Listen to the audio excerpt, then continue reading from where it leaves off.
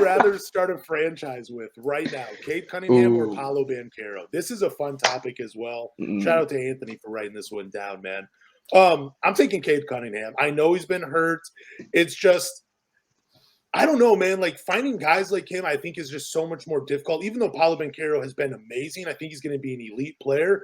I just think he's too one-dimensional, and he's going to need he still needs a playmaker around him to set him up. Even though he can create his own shot, I just feel like he needs a more of a playmaker around him to get the best of his abilities. But that's just me. What are you guys' thoughts on this topic? Yeah, I feel the exact same way. If we're going strictly off of buffs counter, Cade 1, Paolo 0. Got the advantage there already. But I really like starting a franchise with Cade, who, like you said, he can make the guys around him and set up a system around himself, whereas I feel like Paolo has to have the system around him. If I'm making sense of what I'm saying, Cade can be a part of a greater thing, whereas Paolo has to be the centerpiece, has to be the focus, and you have to build around that. Because Paolo, amazing player, but he's a unique player. He's a unicorn in what he can do, and you got to build around that properly. What about you, Anthony? I think there are two players that you can build around now. I think Cade, to me, is way more versatile than Paolo. I think Cade arguably could play 4 positions. And the thing with Cade that I love the most about him is he makes others around him better. Not saying that Paolo can't do that, but when I look at Paolo, I see a lot of Blake Griffin. I see a guy that is going to be a dominant power forward for probably the next 10 years.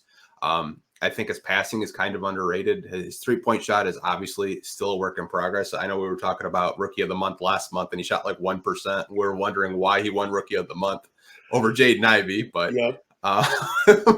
I think I would rather build around Cade just because I've kind of seen the body of work. I've seen him, develop a mid-range shot. Obviously, the 3-point shot isn't there right now, but it's, obviously, playing with one healthy leg will do that to you.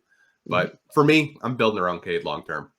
I also feel like, too, with Cade, like, he can do so many things to help a team win that he doesn't need to score 20 points per game for him to get the win or for him to feel satisfied. And, like, he can still make an impact without scoring the ball, whether it's playing defense, setting another guy up, whatever you want him to do, he can do. But I feel like with Paolo Banchero, and I have not watched enough Magic games, so do not crucify me at all.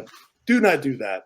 But what I'm saying is with Paolo, it's like he needs to have the ball and he needs to score for you to feel his impact on the game. He's not that same type of player as Cade Cunningham where he doesn't need to. Like I said, I keep making that Chris Paul comparison throughout this podcast. It's just Chris Paul doesn't need to score 25 a night to, feel his impact on the game. There's just he brings something extra, and I feel like Cade does as well. So that's why I'll take him as the franchise player.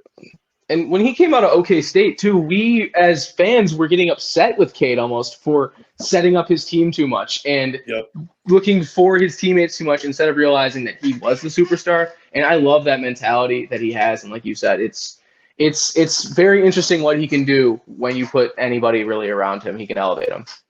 Yeah, I remember his cousin, his cousin Ashton. They did a thing with Whistle Sports.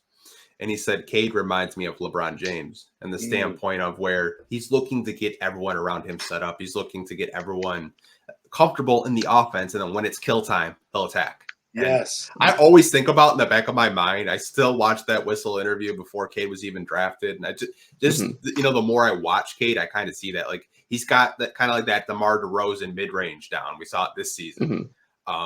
He can get to the basket. He can finish with either hand. Like, I like Paolo, but I think Cade long term is kind of like a rare breed of a point forward. I also think with like Cade, you'll see like games where like he'll have like 4 points in the fourth quarter, 6 points in the second, 4 points in the third, but then just go off in the fourth and win the game. Like but also just affecting the game from every other facet that he possibly can in those other quarters until it comes down to the crunch time. Like I'm just so excited to have him back. It's going to be such a fun year next year.